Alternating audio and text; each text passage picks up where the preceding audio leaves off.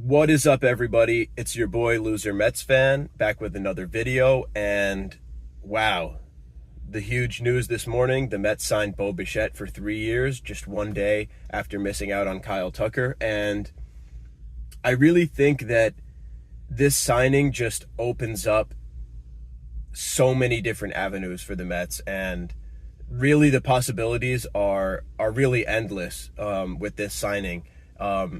So it's very confusing in some ways. I think what we can say for sure is the team is better with Bo Bichette, and I think it just becomes a matter of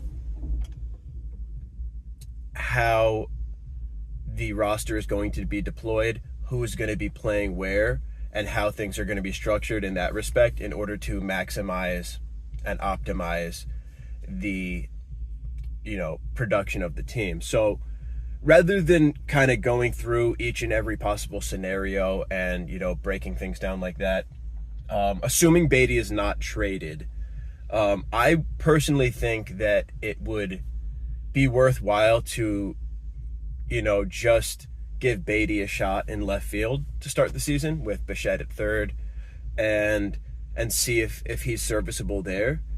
So that way you're not moving on from Beatty, who I think showed a lot of positive signs. And I think the reason that the Mets could justify playing Beatty in left is because the plan was to bring in Tucker, and the Mets were open to bringing in Tucker, who is obviously thus far a far superior hitter to Brett Beatty. However, not a defensive wizard by any means. So if the Mets are not overly concerned with corner outfield defense, then I do think it's definitely worth giving Beatty a shot there. And by doing that, you will still allow Polanco to be at first base, and then Vientos can still DH. So it doesn't really leave anybody as the odd man out completely.